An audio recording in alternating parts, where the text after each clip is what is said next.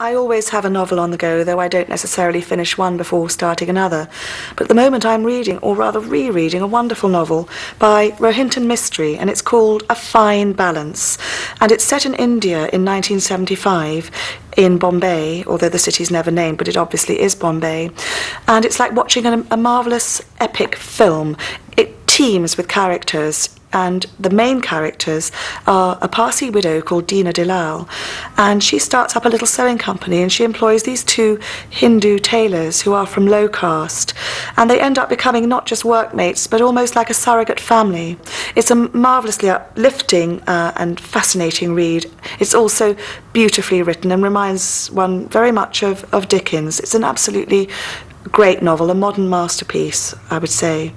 My second novel is by Maggie O'Farrell, who's a brilliant writer, and it's The Vanishing Act of Esme Lennox. And this is about a life not just lost, but stolen, because the heroine of the novel, Iris Lockhart, discovers that she has a great aunt called Esme Lennox, of whom she's never heard, who is about to be released from a psychiatric hospital. And the novel really is about the reasons for Esme being put into this mental institution in the first place. And that is the mystery that drives the novel. It's full of mystery. It's very page-turning, and it's, as I say, about a life that's been stolen but is ultimately reclaimed. The third novel I'm reading is by Rachel Hoare, and it's called The Memory Garden, and it's set in Cornwall, in Lamorna Cove in West Cornwall, and it alternates between the Edwardian period and the present day.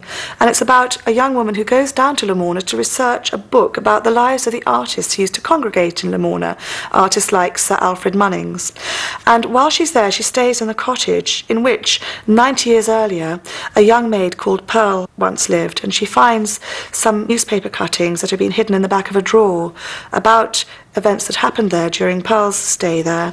And so the bedroom and this drawer in it is like a hinge between past and present, and Mel discovers that she has an awful lot in common with Pearl. It's a very page-turning, intriguing, and it's also a beautifully written story, and it's unusual, and I very much enjoyed it. And those are the three novels that I have on my bedside table at the moment.